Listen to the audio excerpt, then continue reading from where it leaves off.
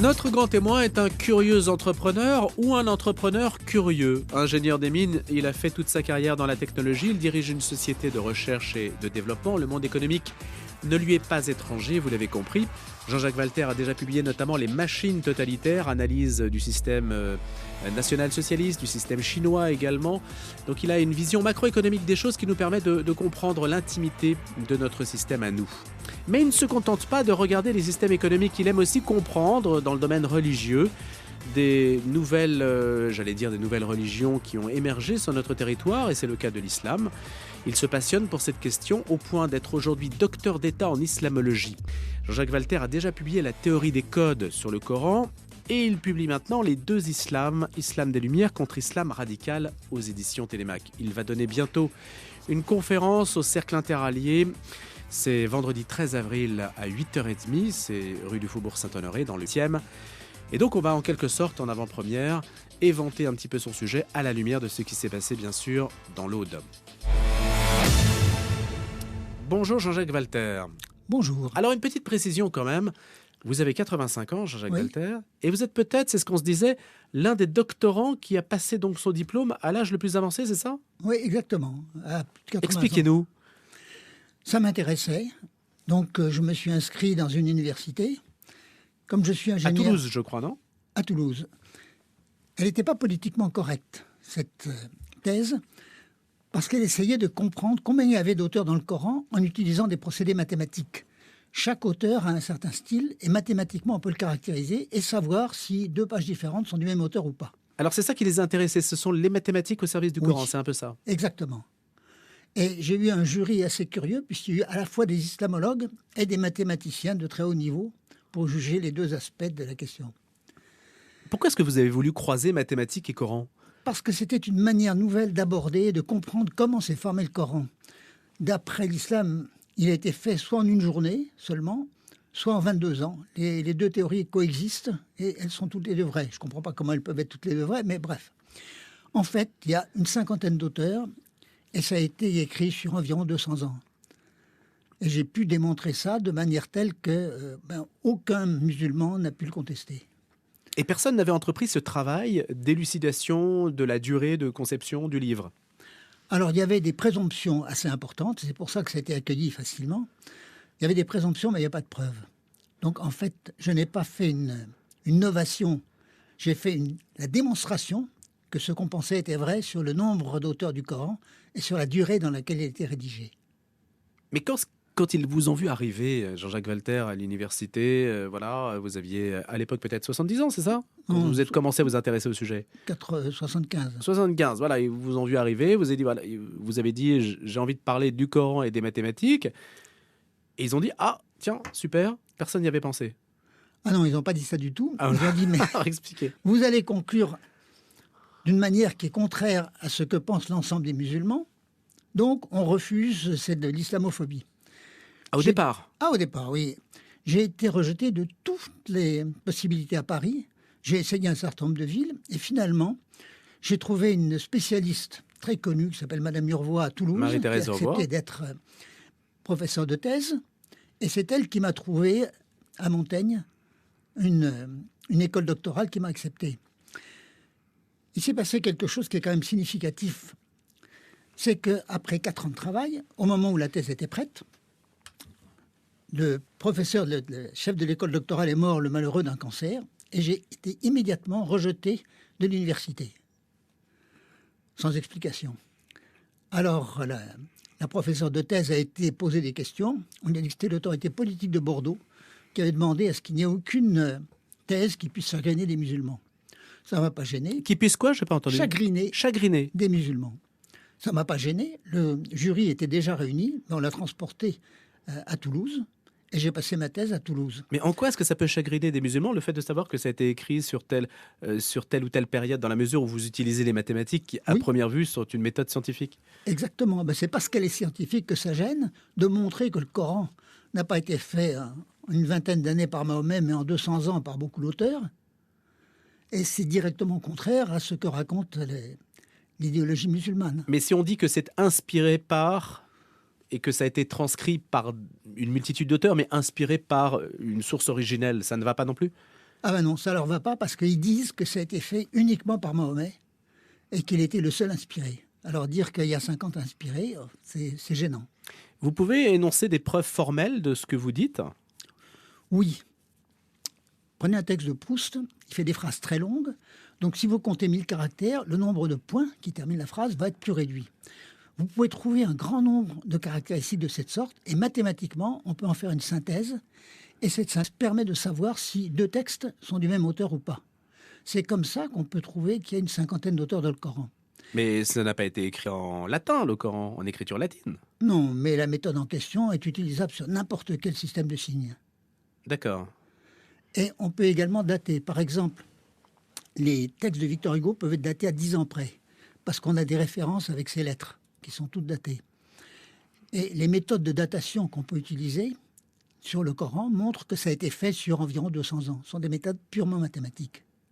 Et vous avez passé des heures comme ça à énoncer, en quelque sorte, votre propos en disant il y a tant d'auteurs parce que tel auteur se distingue de tel autre au nombre de points. Exactement.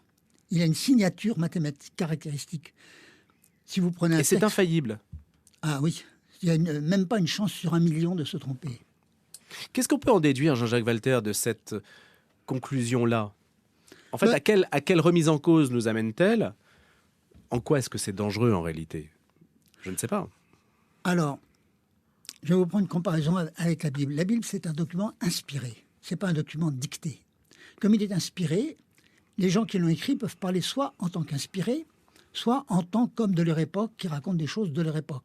Par exemple, saint Paul, dans la première épître aux Corinthiens, chapitre 7, verset 10, dit « Voilà ce que je vous dis, non pas moi, mais le Seigneur. » C'est-à-dire qu'il parle en tant qu'inspiré. 2 versets plus loin, il dit « Voilà ce que je vous dis, non pas le Seigneur, mais moi. » Il ne parle plus en tant qu'inspiré. Et n'importe quel occidental, devant n'importe quel livre sacré, essaye de faire la différence. Et qu'est-ce qui est inspiré, qu'est-ce qui vient de l'époque? Dans le Coran, vous avez une bonne partie qui n'est pas inspirée, alors que les musulmans traditionnels disent que tout est inspiré, que tout vient d'Allah. C'est une thèse extrêmement étrange. D'après les musulmans traditionnels, le Coran a été écrit avant la fondation du monde, il y a 14 milliards d'années, en arabe classique, parce que Allah parlait l'arabe classique avec les anges dans le paradis depuis 14 milliards d'années. Il a écrit ça sur une table il y a 14 milliards d'années. Elle était restée dans le paradis, et puis finalement, il a décidé que le temps était venu, il l'a fait lire par l'ange Gabriel, qu'il a récité à Mahomet, qu'il a récité, etc. Tout est à ce moment-là sacré dans le Coran. Et vous ne pouvez pas appliquer la distinction. Or, vous avez des tas de parties du Coran qui sont inacceptables. Par exemple, la terre plate. Bon, le Coran La terre est plate dans le Coran. Oui. Alors, c'est inextricable pour l'islam traditionnel, parce que dans le Coran, il y a une sourate qui est la 33, dans laquelle le verset 21 dit que Mahomet est le beau modèle. Tout ce que Mahomet a dit est vrai, tout ce qu'il a fait est imitable. L'imitation de Mahomet est une des bases de l'islam. Et Mahomet a dit que sa communauté ne serait jamais d'accord sur une erreur. Donc, quand les légistes sont tous d'accord, c'est vrai. L'islam est complètement ligoté par des décisions prises par les légistes au 7e, 8e, 9e siècle. Parmi ces décisions, il y a le fait que les versets du Coran en question disent bien que la terre est plate. Si on essaie de changer ça dans le cadre de l'islam traditionnel, c'est-à-dire de dire qu'il faut une nouvelle interprétation, dans ce cas-là, ça veut dire mais l'interprétation précédente était fausse. 90% de la charia, c'est des interprétations. Donc on met en l'air 90% de la charia. Par ailleurs, Mahomet a dit que sa communauté ne serait jamais d'accord sur une erreur. Mais si on fait une nouvelle interprétation, la communauté d'accord était quand même erronée. Donc Mahomet aussi est erroné. Donc tout ce qu'a dit Mahomet n'est plus recevable en tant que Ce sont les dominos, en fait. Et c'est des dominos, et ça va jusqu'au Coran, puisque c'est le Coran qui dit que Mahomet... Bon, ça démolit tout. Par contre, dans ce qu'on appelle l'islam des Lumières, Malek Sherbek est un intellectuel musulman qui a forgé ce terme. Les Lumières dont il s'agit, c'est celles du XVIIIe siècle, le siècle des Lumières. En fait, c'est les droits de l'homme. Dans ce cas-là, on considère que la théorie du Coran créé est fausse. Je me souviens d'un jeune musulman, qui s'appelait Hakim. Il venait du Maroc. Il avait fait au Maroc une licence informatique. Il venait en France faire un inter. Il avait créé une petite société de 5 personnes. Et il m'a dit, je suis musulman, je préfère mourir que cesser de l'être. J'ai dit, bon, très bien. Alors, que pensez-vous de la théorie du Coran créé? Il m'a dit avec beaucoup de regret, ah, ça on ne peut pas croire. Eh bien, la position des musulmans adeptes de l'islam des Lumières, c'est le Coran est créé, on ne peut pas croire. Allah parlait pas. Non. Donc, il faut remettre en cause un certain nombre de versets. Par exemple, les versets de la Terre plate. Et tous ceux, Ça relativise. ça élimine un certain nombre de choses. Ça élimine notamment les versets de la violence. On dit que le Coran contient tout et son contraire, et donc il n'est pas violent. Mais si, vous avez un certain nombre de versets, qu'on appelle les versets de l'abrogation, par exemple, Sourate 2, verset 106, ou Sourate 16, verset 101, ou Sourate 52, verset 22. Jean-Jacques Walter parle sans note, je précise. Qui disent que quand deux versets se contredisent, le dernier en date annule et remplace le précédent. Or, tous les versets modérés, qu'on appelle des mansouks, sont abrogés. Et tous les versets violents, qu'on appelle des nasiks, sont des versets abrogeants. Compte tenu des versets d'abrogation, il n'y a pas un seul verset du Coran modéré qui soit en activité. Bon. L'islam des Lumières rejette ces versets d'abrogation. Mais quand vous dites l'islam des Lumières, Jean-Jacques Walter, c'est une incantation un peu de votre part, c'est une dénomination vue par l'occidental. Non, pas du tout. Dans quelle mesure les musulmans peuvent-ils s'approprier ce que vous dites pour expurger le texte de ce qui peut pousser à la violence? Il y a un très grand institut de sociologie en Europe qui s'appelle le WZB à Berlin. Il y a 160 chercheurs. Il est financé à moitié par Berlin et à moitié par l'État fédéral. Et il a fait une étude dans 6 pays d'Europe. Et il conclut qu'environ 20% des musulmans d'Europe, les chiffres sont à peu près pareils dans tous les pays, ont franchi le pas et sont des occidentaux. En France, ce sont de vrais musulmans et de vrais Français. Et puis, il y en a environ 70%, 73% pour être exact, qui disent que les lois d'Allah sont supérieures aux lois des hommes et que quand il y a contradiction entre le Coran et les lois occidentales, il faut choisir le Coran. Et 82% qui disent qu'il n'y a qu'une seule interprétation du Coran. L'islam des Lumières, ce sont les 20% qui ont choisi l'Occident. Donc ça existe. Et ce sont des gens nombreux. Enfin bon, en France, il y a environ 6 millions de musulmans. Ben, il y en a 1 200 000 qui sont rattachés à l'islam des Lumières et qui disent, à propos du Coran créé et d'Allah qui parlait arabe il y a 14 milliards d'années, on ne peut pas croire. Mais il y a eu des enquêtes faites en France là-dessus? Oui, mais il n'y en a pas eu beaucoup. Il y a eu une faite par l'Institut Montaigne, qui a été dirigée par Hakim Al-Karawi. Qui est venu sur cette antenne d'ailleurs il y a quelques semaines. Voilà. Alors, il est assez particulier parce qu'il avait un père musulman, une mère protestante, et il ne pouvait pas truquer naturellement les résultats de l'IFOP. Mais il pouvait choisir les questions qu'il posait. Il n'a pas posé les questions décisives. Par exemple, que fait-on quand il y a contradiction entre l'islam et l'Occident? Est-ce qu'il y a plusieurs interprétations du Coran? Est-ce qu'un musulman peut être libre de changer de religion? Bon, tout ça, il l'a éliminé.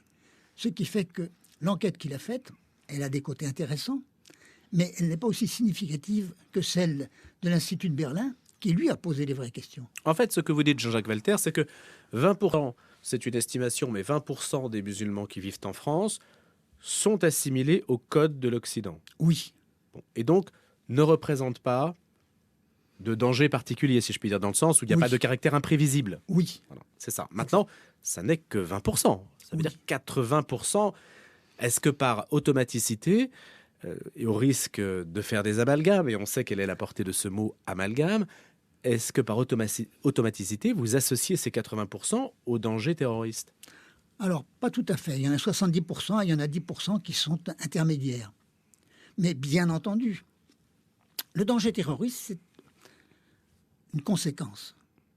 Et l'origine, la cause, c'est la fracture entre les Français. Il y a eu une enquête faite par Sinopia il y a juste un an. 80% des Français... Alors Sinopia, c'est un laboratoire d'idées, je crois. Hein. Oui. Il a fait faire l'enquête par l'IFOP. 80% des Français considèrent que l'islam et la France sont incompatibles. Et 70% des musulmans considèrent que l'islam et la France sont incompatibles. Ils sont d'accord là-dessus. Mais les Français choisissent la France et les musulmans choisissent l'islam. Et c'est parmi eux que se recrutent les terroristes. Et actuellement, il y a une contre-société, dans les cités notamment, dans lesquelles les joueurs de football refusent de chanter la Marseillaise quand ils sont dans une rencontre internationale, les femmes qui ne sont pas voilées prennent des volets, les professeurs qui parlent de Charles Martel ou de la Shoah se font tabasser. Bref, cette contre-société est violente et fermée.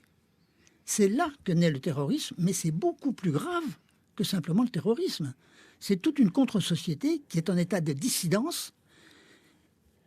Il y a un séparatisme qui est déjà territorial. À l'image de la tribune parue dans Le Figaro il y a 3 semaines à peu près, absolument, qui dénonce le séparatisme Oui. islamiste. C'est un séparatisme qui est déjà idéologique complet, mais qui est aussi territorial. Mais alors, je vous pose quand même une question parce qu'elle vient inévitablement, cette question. Jean-Jacques Walter, est-ce qu'il y a un rapport avec le sujet dont on parle, le Coran ? Est-ce qu'on n'est pas en présence plutôt d'un phénomène délictueux, de la délinquance, de la radicalisation qui est liée en réalité à des origines sociales ? C'est une interprétation faite par certains en tout cas. Et que l'islam, le Coran, n'est qu'un moyen d'être visible, d'être connu, un moyen de d'aimanter la violence. Mais que ce n'est pas la source de la violence. Alors, je ne crois pas du tout. Il y a un certain nombre d'études qui ont été faites. Est-ce que ce sont des gens sous-éduqués ? Non. Le London College of Economics contient 19 prix Nobel parmi ses professeurs et ses anciens élèves, et plus de 40 chefs d'État ou chefs de gouvernement. Ils ont fait une étude sur les terroristes. 44% des terroristes ont fait des études d'ingénieur ou des études supérieures. Le Centre tunisien de recherche sur le terrorisme a fait également une étude sur 1000 terroristes. Il y en a 40% qui ont fait des études supérieures. Donc ce n'est pas du tout un manque de culture. D'intégration. Non. Ce n'est pas non plus une question de pauvreté. On dit toujours que c'est les pauvres qui se révoltent. Ce n'est pas vrai du tout. C'était l'idée de Rocard. En 89, il a fait la politique de la ville et il a dépensé 40 milliards en croyant que repeindre, comme il le disait, les cages d'escalier et les boîtes aux lettres, ça suffirait. Ensuite, il y a eu le plan Borloo, 50 milliards. Depuis, 10 milliards par an. Au total, beaucoup plus de 100 milliards. Et on est passé avec ça des incivilités aux attentats. Ce n'est pas une question qu'on peut résoudre par l'argent. C'est une question de choix dans une idéologie, parce que si vous prenez le Coran, il déclare que l'ensemble de l'islam, c'est din, dunya, daoula, une religion, une société, un État, les trois à la fois. C'est-à-dire qu'il n'y a aucune séparation entre le religieux et le spirituel. C'est une société totale. Entre le religieux et le politique, vous Et le dire. politique, oui. Et le social, en tout cas, parce qu'il y a des lois qui sont sociales. Plutôt même social que le politique, parce que les musulmans ne sont pas représentés politiquement aujourd'hui. Oui. En revanche, ils ont une influence sur les politiques par la société qu'ils constituent. Et ils imposent une société dans les cités. Bref, cette séparation n'existe pas. Et ça, c'est très grave. Et ça, c'est dans le Coran. De même, la violence, elle est dans le Coran. Mahomet, le beau modèle, il a fait assassiner tous ses opposants intellectuels comme ses opposants politiques. On sait des choses de Mahomet. Vous êtes intéressé aux sources de l'islam, enfin Oui. de la personnalité de Mahomet, parce que là, il y a eu des travaux très intéressants qui ont eu assez peu d'écho médiatique, qui ont eu de l'écho chez les spécialistes, mais c'est un sujet extrêmement sensible. Aussi. Alors, l'islam n'a aucun document sur les 2 premiers siècles. Ce qu'on sait de Mahomet, c'est la Sira, c'est-à-dire l'histoire de Mahomet, écrite plus de 200 ans après la mort de Mahomet et sous l'égide des califes. Il y a les hadiths, c'est-à-dire ce qu'aurait dit et fait Mahomet, 250 ans, avec des transmissions orales sous l'égide des califes. Donc il n'y a rien de sûr dans les documents musulmans. Par contre, on commence à retrouver aujourd'hui des documents en arménien, en géorgien, en grec, en latin, qui parlent de Mahomet, et ceux-là, ils sont de l'époque de Mahomet ou des 10 ans suivants.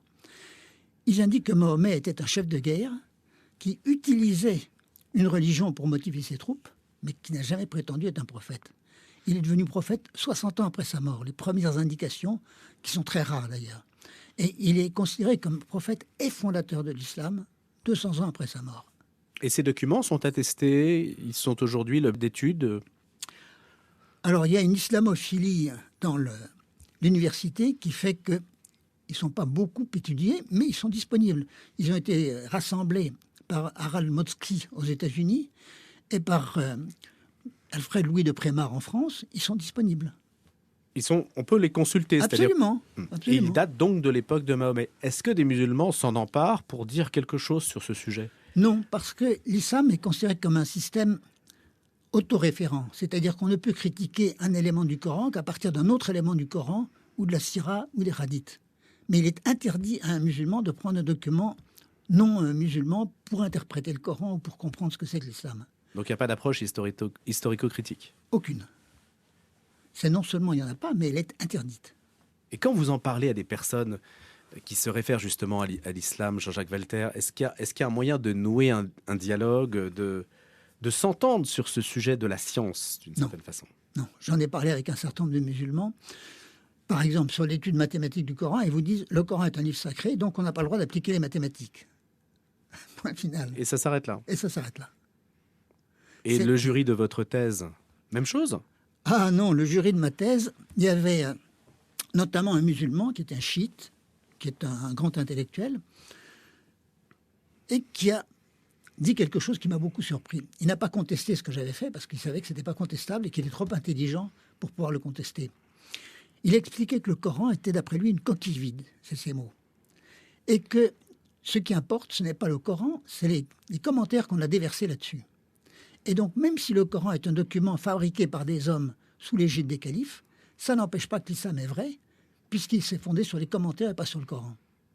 Et donc, d'après lui, ceux qui contestent l'islam au motif que le Coran n'est pas un livre sacré, ceux-là sont des idéologues.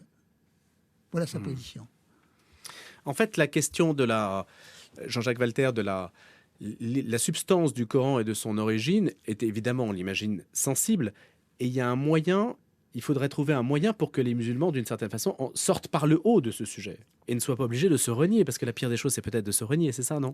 Oui, mais ce que font les musulmans adeptes de l'islam des Lumières, de dire l'histoire du Coran créé est fausse, et puis de dire, dans ce cas-là, il y a un certain nombre de versets qui ne sont pas acceptables parce qu'ils viennent de l'époque et pas de l'inspiration. Je me souviens d'une femme, s'appelait Myriam, elle me disait qu'elle était tout à fait musulmane. Je lui dis, bon, alors qu'est-ce que vous pensez du verset qui met à mort tous ceux qui abandonnent l'islam? Elle m'a dit, ça n'existe pas. Alors j'ai fait passer dans l'assemblée un Coran, elle l'a regardé, puis elle m'a dit, bon, le Coran j'en prends et j'en laisse. Ça, c'est la position de l'islam des Lumières, du million de personnes, ou un peu plus, qui en France disent, pour que le Coran soit moderne, il faut abandonner un certain nombre de ces versets. Pour ceux qui prennent l'antenne maintenant, on va rappeler un peu ce que vous faites précisément. Je rappelle qu'il y a un peu plus de 4 ans, vous présentiez votre thèse sur l'analyse des données textuelles appliquées au Coran, vous permettant ainsi de décrocher à l'âge de 80 ans votre doctorat en islamologie, à partir des maths, c'est ce qu'on se disait puisque vous êtes ingénieur des mines. Démarche singulière que la vôtre, Jean-Jacques Walter, qui a abouti l'année dernière à la publication donc, des 2 islams, Islam des Lumières contre Islam radical, on va y revenir dans quelques instants d'ailleurs, aux éditions Télémac. Et puis je rappelle que vous donnez une conférence le vendredi 13 avril au Cercle Interallié, rue du Faubourg Saint-Honoré, à Paris, à 8h30 du matin. C'est un livre pour comprendre, dites-vous, et Marion Duchesne développe quelque peu cette idée. Mon objectif, montrer ce qu'est l'islam tel qu'il est défini par les légistes et tel qu'il résulte du Coran, explique Jean-Jacques Walter. Mais je souhaite également montrer l'islam des Lumières, un islam qui rejette une partie du Coran et qui est acceptable pour l'Occident. Cette démarche originale, l'ingénieur des mines l'a entreprise à partir des années 80. À l'époque, Jean-Jacques Walter, libéral dans l'âme, dirige sa propre société de presse consacrée à la musique. Le chef d'entreprise qui a le goût du risque se lance d'une toute nouvelle aventure. Je voulais comprendre comment se développent les machines totalitaires, comment elles détruisent tous les aspects de la personnalité, de l'intelligence et de l'affectivité. Un travail qui mène petit à petit Jean-Jacques Walter vers l'islam, un islam qu'il a par ailleurs côtoyé, enfant et adolescent à la fin des années 30, puisqu'il a vécu au Maroc durant 10 ans. Il s'est donc plongé dans une analyse scientifique du Coran. C'est une fabrication politique, répète Jean-Jacques Walter. Le Coran est une histoire longue et complexe. On a même détruit des preuves pour construire une légendologie. Pour l'ingénieur, il y a aujourd'hui 2 islams. Le premier, c'est le million de musulmans qui ont choisi d'être compatibles avec la République, dit-il. Il y a ensuite l'autre islam qui prend le Coran au pied de la lettre. Jean-Jacques Walter pourrait être taxé d'islamophobe, mais peu importe à celui qui s'est converti par la prière au catholicisme à l'âge de 28 ans. Ceux qui rejettent le plus violemment l'islam ne sont pas du tout les occidentaux, conclut-il. Ce sont des musulmans qui n'acceptent plus une partie de l'islam. Et ces musulmans, vous les évaluez à peu près à notre pays à 20% de la communauté qui vit sur notre sol. Et vous estimez donc qu'ils représentent ce regard critique, en fait. Un nouvel islam, un islam fondé, un islam qui rejette cette théorie assez extraordinaire selon laquelle le Coran a été écrit par Allah il y a 14 milliards d'années. Donc, c'est vrai, intouchable. Il le considère comme un écrit général, c'est-à-dire en partie inspiré, mais en partie venu des hommes qui l'ont écrit. Et donc, il rejette certains des versets, ceux qui mettent les femmes en infériorité, ceux de la violence, ceux qui sont incompatibles avec la réalité. J'avais parlé de la terre plate. Il y en a d'autres. Par exemple, Marie, mère du Christ, d'après eux, fait partie de la Trinité. Bon, il n'y a jamais un chrétien qui a mis Marie à la place de l'Esprit Saint. De même, Marie, d'après le Coran, est la sœur d'Aaron. Or, Myriam, sœur d'Aaron, vivait 1200 ans avant. Alors, il y a deux explications. L'une, elle est restée jeune pendant 1200 ans, et personne s'en est étonné parce qu'Allah voulait que personne s'en étonne. L'autre explication, fille d'Aaron, sœur d'Aaron, ça veut dire descendante du père d'Aaron. On peut dire, on trouve dans les textes musulmans, fils de pour dire descendant à la énième génération, mais on ne trouve jamais sœur du fils de pour dire descendant à la 60e génération. Bon, voilà quelques-uns des versets impossibles, et le Coran des Lumières les rejette simplement en disant c'est de l'époque. On a eu une question sur la terre plate, par exemple. Oui, bon, je n'ai pas en mémoire sur Facebook les numéros des versets de la terre plate, mais ce que je suggère à la personne qui s'y intéresse, c'est d'acheter le Coran de Denise Masson, dans lequel il y a des index très bien faits.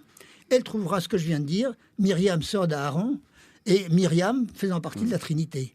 Jean-Jacques Walter, cet islam des Lumières, qui sont les personnalités en France qui le représentent ? Vous les connaissez ? Vous pouvez les citer ? Est-ce qu'ils représentent des interlocuteurs à l'heure où précisément l'exécutif voudrait organiser l'islam pour en quelque sorte faire la même chose qu'avec l'Église catholique ?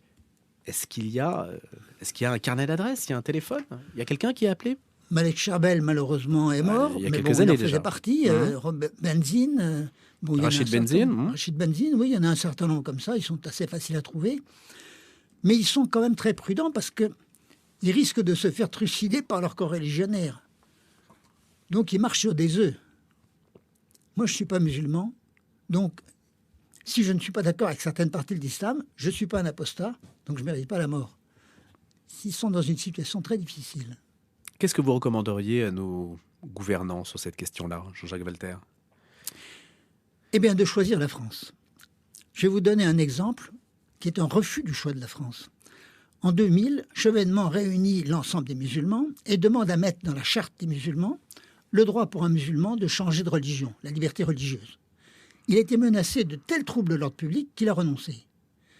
3 ans plus tard, en 2003, Sarkozy a fait la même tentative et il a reculé pour la même raison. En France, aujourd'hui, la liberté religieuse est inscrite dans la Constitution, mais on admet que les musulmans n'ont pas à la respecter. Et de fait, un livre comme Converti de l'islam, écrit par une femme qui a été convertie au christianisme, raconte le parcours d'une vingtaine de jeunes femmes qui sont devenues chrétiennes et les violences physiques qu'elles ont dû subir, les menaces de mort qu'elles ont dû subir.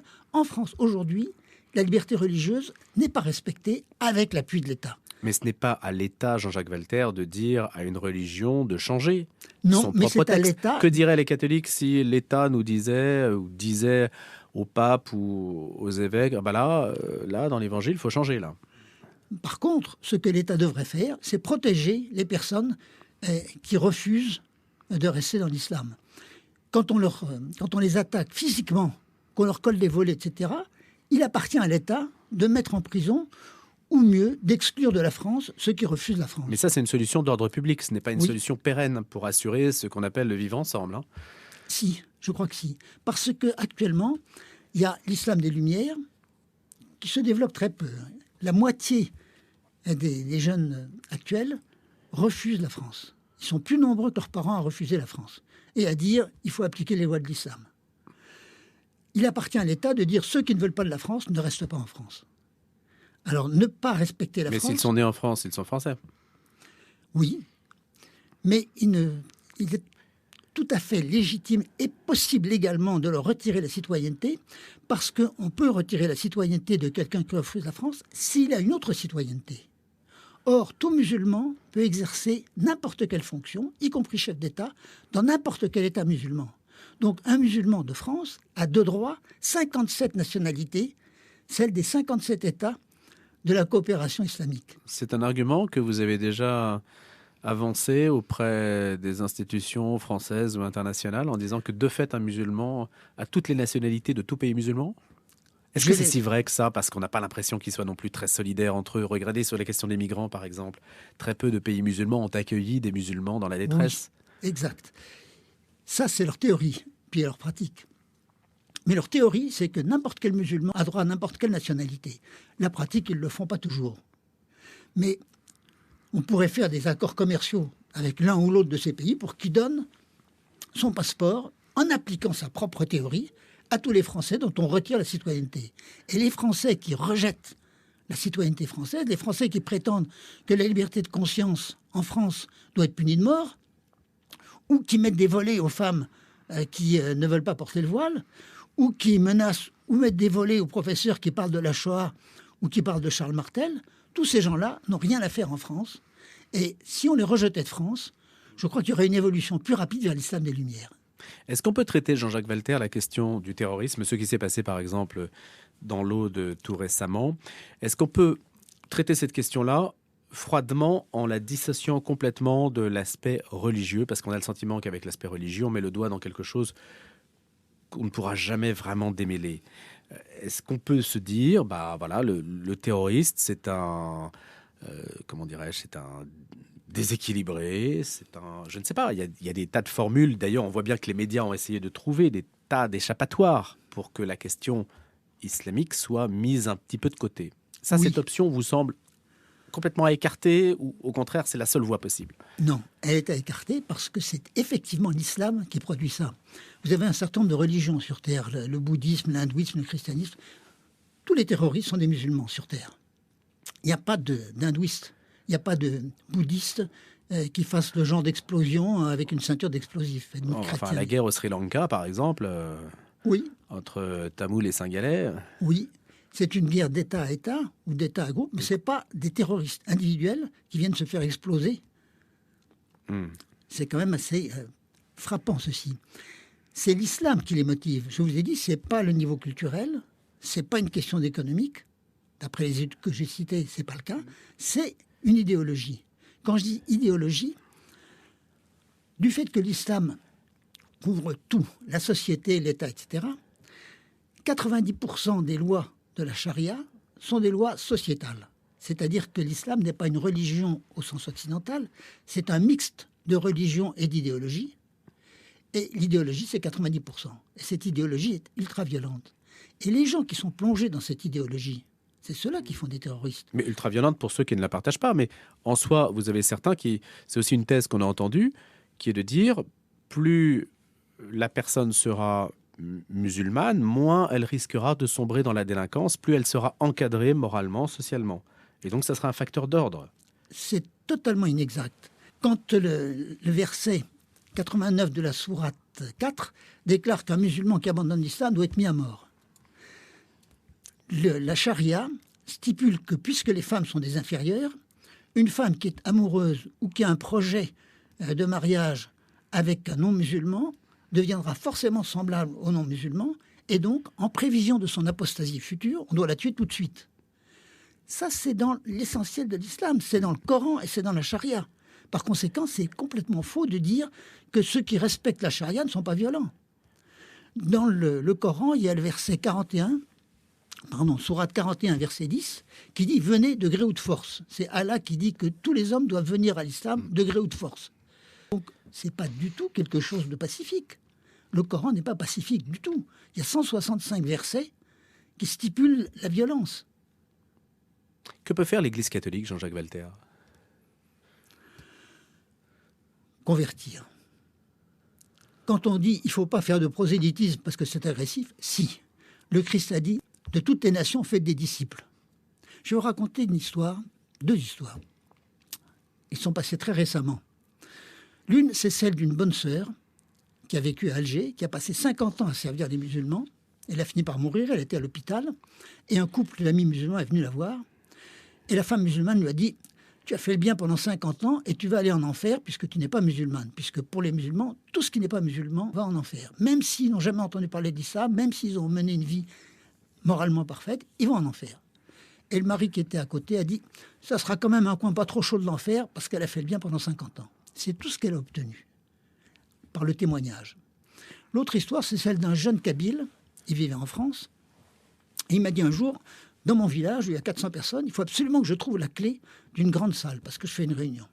Je dis « ah bon, et qu'est-ce que tu feras dans la réunion ?»« Ben, je convertirai tout le monde. » Je convertirai tout le monde. Oui.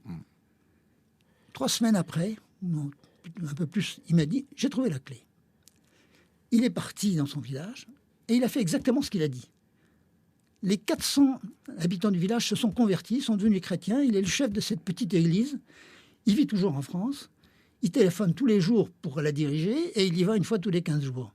Eh bien, celui-là, il a bien servi le Christ parce il a annoncé le Christ à toutes les nations. Et la bonne sœur qui a témoigné et qui n'a jamais fait de prosélytisme, elle l'a mal servi. Voilà ce que peut faire l'Église.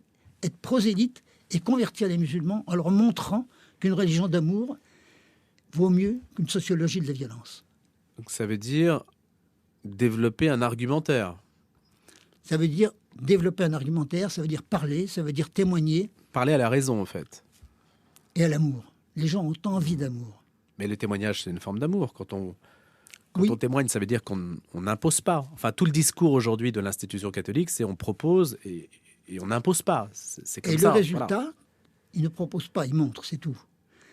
Actuellement, le maximum de conversions dans le monde, plus de 80% au christianisme, c'est fait par des évangélistes qui, eux, argumentent. Ils ne se bornent pas à témoigner, ils argumentent. Eh bien, l'Église devrait le faire. Par quelle démarche concrète cela passerait-il, à votre avis, Jean-Jacques Valter, si on devait imaginer quelque chose en France, par exemple? Il faut imaginer des choses nouvelles. Il faut en parler avec les Kabyles. Il y a un certain nombre de Kabyles qui sont devenus convertis au christianisme. Comment ils ont fait? Par exemple, le jeune garçon dont je vous parlais.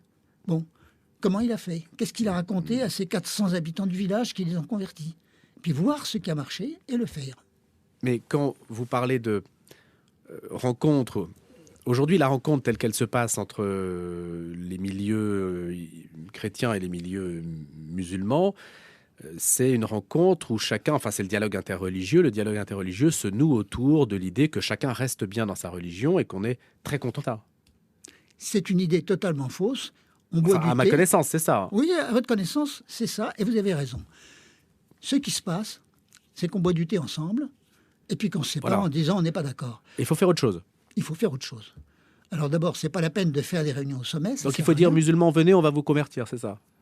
De dire aux musulmans, voilà ce qu'est le christianisme. Le Christ vous aime. Et leur parler de l'amour du Christ, pour eux. Parce que c'est ça qui convertit. C'est leur montrer qu'ils sont aimés par le Christ. Mais le Coran dit que le Christ n'est même pas mort sur la croix, puisqu'on lui a substitué un sosie. Exactement, oui. Alors qu'est-ce que vous voulez faire à partir de ce moment-là? Ben, leur dire qu'ils se trompent, que le Christ est effectivement mort sur la croix. Vous en avez la preuve? Il y a un certain nombre de témoignages non chrétiens, chez Tacite, bon, il y a une dizaine d'auteurs romains qui en ont parlé. Il y a le linceul de Turin aussi, éventuellement. Éventuellement. Ça, est-ce mais que ça peut parler? Tiens, tenez, voilà. Parce que c'est quand même scientifique. Alors, C'est examiné par les scientifiques un peu. Oui. On peut dire deux choses. D'abord, il y a une datation au carbone 14 qui montre que ce n'est pas du 1er siècle. Et on s'est aperçu depuis que ça a été sur une réparation. Et que ce qu'on a testé, c'est la réparation. Mais est-ce qu'un musulman est sensible à cet argument-là, ce que je veux dire, Je crois pas. de l'histoire, Non. de ce qui des faits? Non, Enfin, des l'argument faits. auquel il est sensible, c'est quand on lui dit « le Christ t'aime, toi, personnellement ». Ça, il est sensible. Parce qu'il n'a jamais entendu ça. L'islam, c'est un Dieu vengeur, un Dieu qui exige la soumission, qui envoie en enfer tous ceux qui ne sont pas soumis. Bon, ça n'a rien à voir avec le christianisme. La miséricorde dans le christianisme, ce n'est pas seulement le pardon. Ce n'est pas un juge qui amnistie une condamnation, c'est un médecin qui vient guérir le mal que la personne s'est faite à elle-même en faisant le mal. Dans l'islam, la miséricorde, d'abord, c'est uniquement pour les musulmans. Tous les non-musulmans iront en enfer, je vous l'ai dit. Et ceux qui ont miséricorde, c'est ceux qui ont été contre l'islam et qui sont pour l'islam. C'est une méthode de sergent recruteur.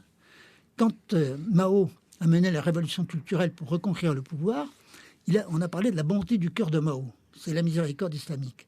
C'est-à-dire qu'il disait qu'il y avait les opposants antagonistes, ceux qu'on ne pouvait pas convertir, qu'il fallait tuer, et les non-antagonistes qu'on pouvait convertir soit par la conviction, soit par la menace, et ceux-là, fallait les rallier et leur pardonner leur opposition antérieure. La miséricorde islamique, c'est le pardon de l'opposition antérieure à ceux qui viennent se rallier à l'islam. C'est une méthode de sergent-recruteur, ça n'a rien à voir avec la miséricorde chrétienne. Et quand un musulman découvre ce que c'est que l'amour du Christ et la miséricorde, là, il peut changer. Ce n'est pas la raison, c'est le cœur. Ce n'est pas la raison, c'est le cœur. Merci Jean-Jacques Valter.